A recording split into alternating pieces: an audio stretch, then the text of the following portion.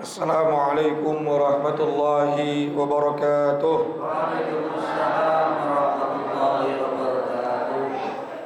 Bismillah, alhamdulillah alladzi bi ni'matihi tatimmus salihah wa bi fadlihi tanzilul barakah wal karamah wa bi rahmatihi taghfiruz dzunub wal khati'ah. Allahumma salli wa sallim mubarik ala sayyidina wa maulana Muhammadin sayyidi sadah wa ala alihi wa sahbihi wa man tabi'ahum bi ihsanin ila yaumil qiyamah wa la hawla wa la quwata illa billah, amma ba'du. Hadratul Mukarram yang sama-sama kita muliakan, guru-guru kita Kiai Haji Dr. Andes, Kiai Haji Muhammad Misjan, Kiai Haji Ahmad Habibi Abdul Rashid Romli, Kiai Haji Farah Furqan Mukarrabin Yusuf, mata'anallahu fi tuli hayatihim, Ketua dan Pengurus Masjid Baitul Amin, serta Ketua dan Pengurus Majelis Ta'lim Ukhuwah Islamiyah Bapak Haji Basroin, Ustaz Haji Muhammad Tahir, dan seluruh para jamaah sekalian yang hadir tanpa terkecuali. Mudah-mudahan semuanya dimuliakan Allah Subhanahu wa taala. Tanpa berpanjang kalam, kita lanjutkan kembali pembahasan kitab kita. Kembali kita bacakan suratul Fatihah. Mudah-mudahan apa yang kita pelajari dari awal sampai akhir majelis ini semuanya menjadi ilmu yang bermanfaat, yang bisa menjadikan sabab wasilah Allah selamatkan hidup kita dunia sampai akhirat.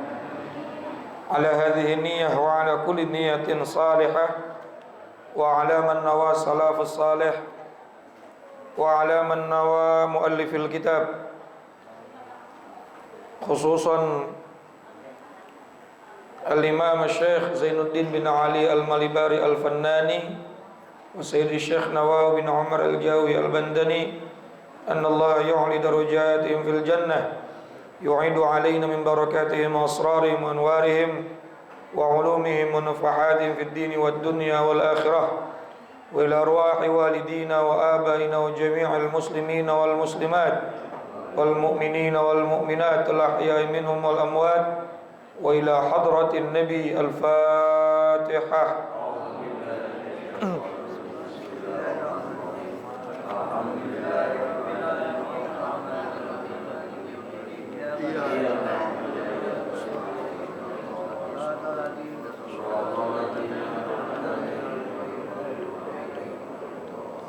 Rabbi ufirli wa liwalidayya amin. Semoga Allah ampuni dosa kita dan dosa kedua orang tua kita, amin ya rabbal.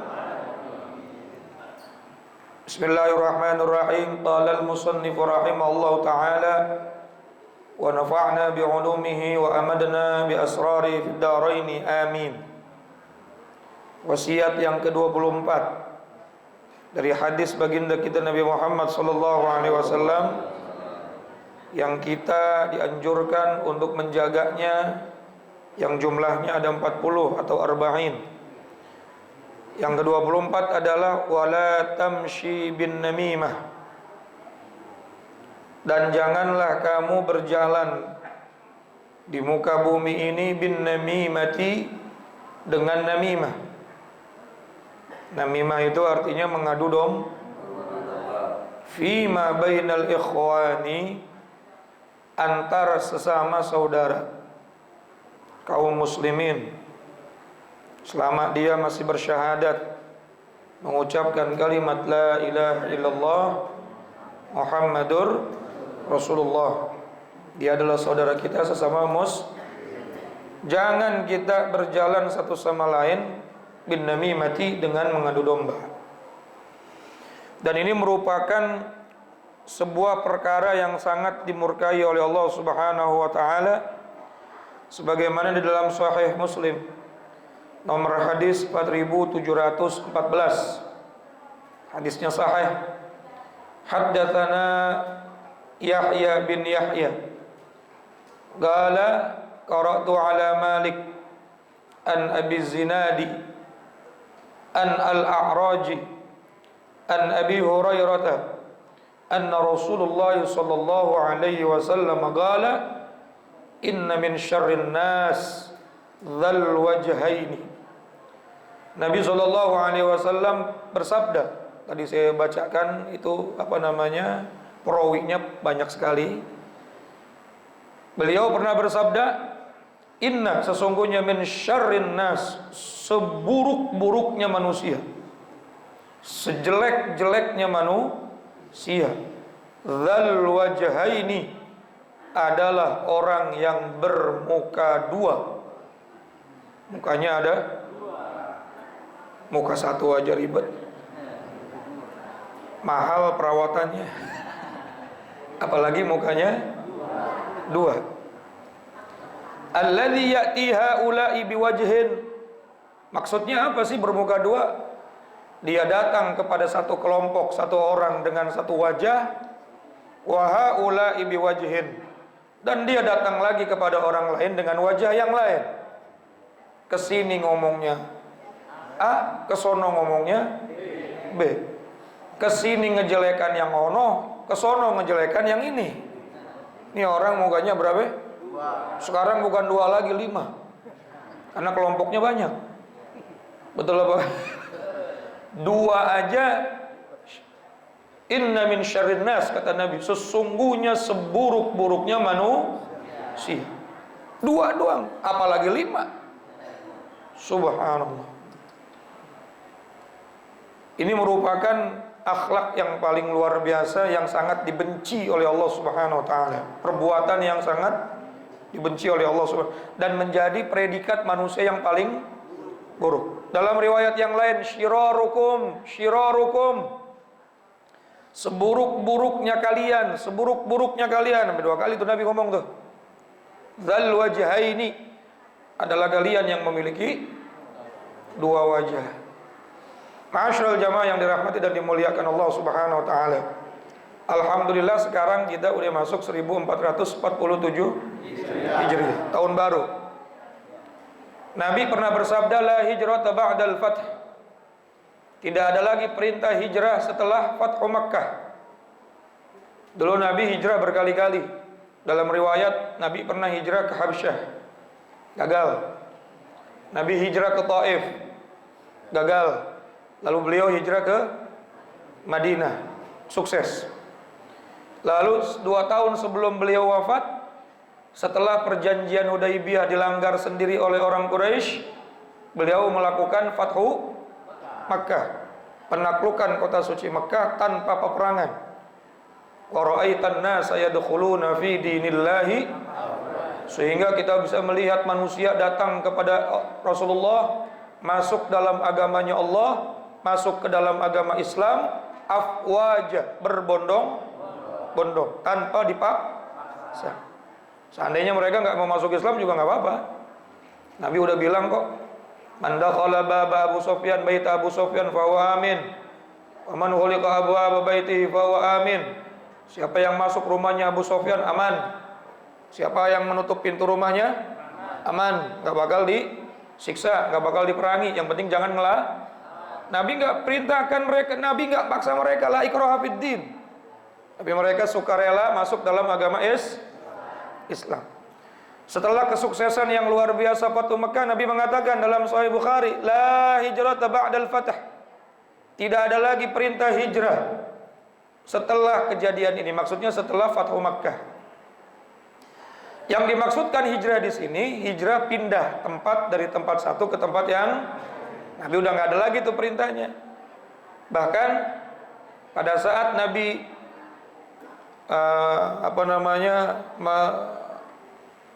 mengejar orang-orang yang lari ke Taif pada saat Fathu Makkah, karena mereka melawan, kemudian mendapatkan ghanimah yang banyak. Lalu ghanimah itu seolah-olah, kalimatnya seolah-olah, dibagikannya tidak adil. Beliau lebih banyak memberikan kepada orang-orang Mekah, diberikan kepada Abu Sufyan, diberikan kepada orang-orang Quraisy, sehingga orang-orang Madinah saat itu yang datang dari Madinah 10.000 orang tuh ngomong, Nabi Muhammad udah ketemu saudaranya nih, bagi-bagi ghanimahnya banyakkan mereka dibanding kita. Nabi tahu tuh ada yang kertek kayak begitu. Apa kata Rasulullah sallallahu alaihi wasallam? Mereka mendapatkan ghanimah, kalian mendapatkan aku. Aku tidak akan tinggal di Mekah, tapi aku akan tinggal bersama kalian di Madinah. Allahumma shalli ala Muhammad. Lebih besar mana tuh ghanimah sama Nabi Muhammad? Artinya Nabi walaupun sudah menaklukkan kota Mekah, beliau tetap setia dengan orang-orang yang membantu beliau di Madinah. Gak ada lagi hijrah. Tapi yang dimaksudkan hijrah di dalam Al-Quran, innalladzina amanu walladzina hajaru wajahadu fi sabilillahi bi amwalihim wa anfusihim, itu terus perintahnya sampai kita mati, Pak. Walaupun sudah Fathu Mekah, walaupun kita dimanapun berada, itu perintah hijrah tetap ada. Tapi apa yang dimaksudkan dengan hijrah di situ? Nabi mengatakan, wal muhajir man hajara manahallahu anhu. Dalam kitab Sahih Bukhari, orang yang hijrah yang dimaksudkan dalam perintah Allah tersebut adalah orang yang berpindah dari sesuatu yang dilarang oleh Allah Subhanahu wa ta'ala. Jadi hijrah yang dimaksudkan oleh Allah dan Rasulnya yang harus kita lakukan setiap saat, setiap waktu itu adalah meninggalkan perkara-perkara yang keren Nabi Muhammad nih. Beliau ngomongnya tinggalkan yang dilarang. Kalau ada orang yang sekarang bingung mau jadi orang baik, step awalnya apa? Tinggalkan yang dilarang. Kalau melakukan perintah itu mastata'tum, sekemampuan kamu. Kamu belum bisa berbakti sama orang tuamu, minimal kamu jangan sakitin dia. Tinggalkan dulu yang dilarang. Paham nggak? Kamu belum bisa sodako sama orang lain, kan itu perintah dia. Kamu belum bisa membanggakan orang lain, menyelamatkan orang lain, membuat senang orang lain, maka minimal jangan nyakitin orang lain. Tinggalkan dulu yang dilarang. Termasuk namimah, adu domba, riba, ngomongin, lagi ngaji juga ngomongin orang. Orang Korea. Orang sini mah khusyuk semua insyaallah. Jadi sebelum kita melakukan perintah, Nabi nyuruhnya apa? Tinggalkan dulu yang. Coba perintah-perintah Rasulullah itu pada saat beliau memerintahkan umatnya, bahkan Allah sendiri dalam Al-Quran memerintahkan hambanya, ittaqullaha mastata'tum. Bertakwalah kepada Allah seukuran kemampuan kalian. Gak bisa berdiri sholat, duduk nggak bisa, baring miring atau baring tengah, nggak bisa juga isyarah. Selama akal masih dikandung badan, tidak ada yang namanya gugur perintah sholat. Nggak bisa pakai isyarah, sholatin, udah mati berarti. Artinya nggak harus sempurna, semampu kamu. A'zarus sholah naw'ani. Uzurnya sholat ada dua. Yang pertama tidur, yang kedua kamu ketiduran 3 hari nggak bangun-bangun, nggak dosa. Tapi bangun tadi guru kita bilang tuh, rukun Islam ada 5. Diibaratkan haji kelingking, karena cuma wajib bagi yang dan mampunya ini masya Allah sangat ketat. Manis tato'a ilaihi sabila tuh bukan cuma punya duit, tapi juga perjalanannya aman, tidak ada untung Iran Israel kelar dah. Andai kata lanjut tuh banyak roket, bisa jadi tahun depan nggak ada tuh perintah haji itu. Seperti waktu Covid. Ya, karena bukan cuma kita punya duit, tapi istatoah di situ adalah keamanan. Kemudian kesehatan. Ya, kemudian bukan cuma punya duit bisa berangkat pulang dan pergi, hutangnya bisa dipastikan duit banyak, tapi hutangnya juga banyak. Pas kebetulan berangkat haji, pas jatuh tempo bayar hutang apa berangkat haji? Ini yang kenceng bener kayaknya dihutangin ini. Kemudian zakat juga wajib cuma bagi orang yang sudah nisab. Kalau belum nisab nggak wajib zakat. Nisab itu kan kita tahunya berapa? 80 gram kalau kita ngikutin emas. Kalau perak berarti 500 gram perak. Kalau di bawah itu kita nggak wajib zakat. Artinya manis tatoa hanya untuk orang-orang yang mampu saja. Tetapi sholat itu selama akal masih dikandung, selama otak kita masih bisa membedakan mana yang baik dan buruk. Gampangnya masih bisa bedain duit gocapan itu biru, cepean itu berarti dia masih waras, walaupun nggak bisa diri duduk. Jadi dari rukun Islam yang 5, yang betul-betul yukallaf, betul-betul dipaksa kita untuk melaksanakan cuma 2. Syahadat dan sholat. Puasa, wa man kana minkum maridun aw ala safarin fa iddatun min ayyamin ukhra. Kalau sakit, kalau safar, kalau haid, nifas, betul apa kagak? Orang yang bekerja berat, yang nggak ada lagi kerjaan kecuali cuma itu, kalau nggak kerja kagak makan, boleh nggak puasa. Nanti qadha pada saat datang waktunya luang. Istata'tum.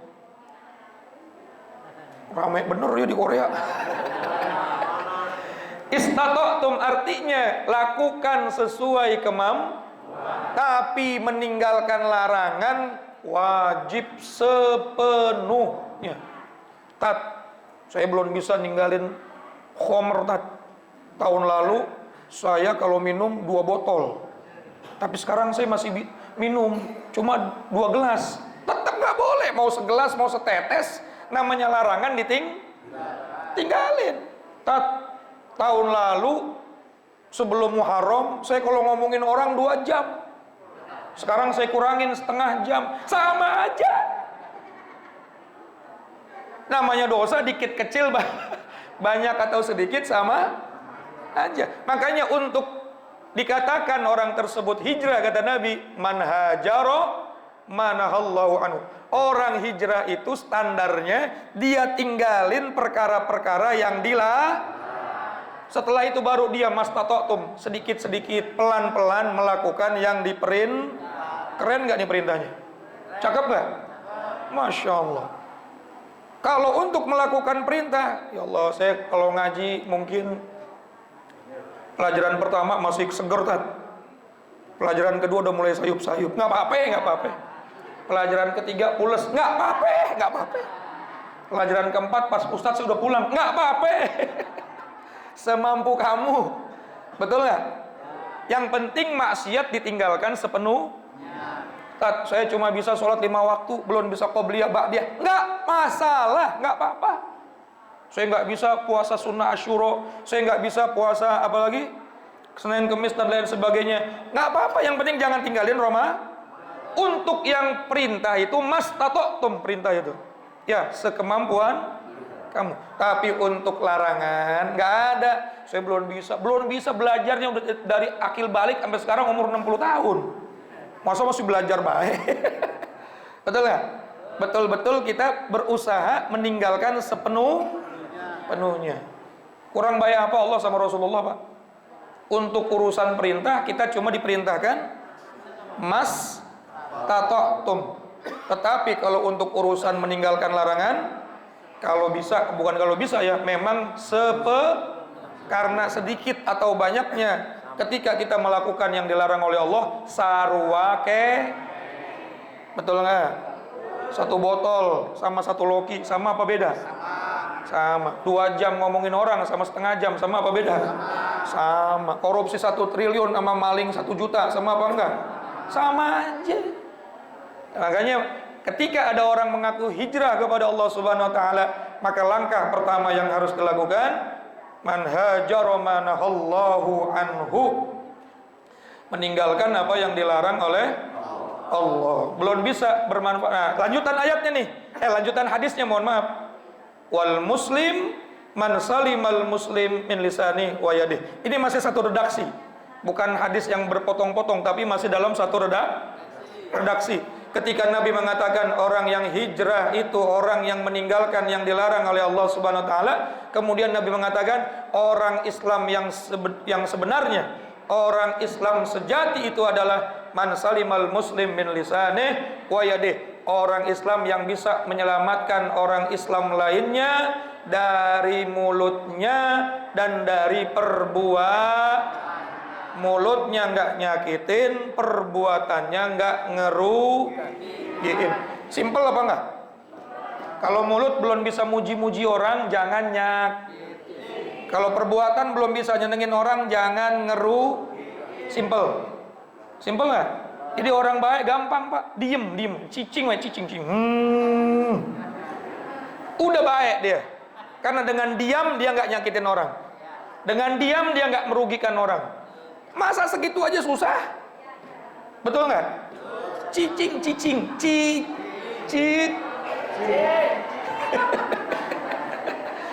Maka dengan cicing sudah jadi orang baik. Tapi kalau Masya Allah, ini nyenengin nggak pernah, nyakitin baik. Betul nggak? Nguntungin nggak pernah, ngerugiin baik. Baik apa sih baik? Nah oleh karena itu nih, wasiat yang ke-24, janganlah kita namimah artinya? Ngadu domba. Bahkan Nabi mengatakan, hadisnya sahih dalam riwayat Imam Muslim, inna syarron nas, sesungguhnya seburuk-buruknya manusia, dzal wajhaini, orang yang punya dua yang kalau ngomong ke sono A, ngomong ke sini B, ke sono ngejelekin yang ono, yang ini ngejelekin yang Masya Allah, kagak punya pendirian, kagak punya prinsip. Wallahiyadzubillahi min. Nah, udah tahun baru yang keberapa kira? Padahal perintahnya Nabi, orang tahun baru itu adalah momentum untuk hijrah. Dan hijrah itu simpelnya meninggalkan yang dilarang oleh, belum bisa menjadi orang yang taat sempurna, minimal jangan melakukan yang alhamdulillah. Kurang lebihnya mohon maaf. Assalamualaikum warahmatullahi wabarakatuh. Waalaikumsalam.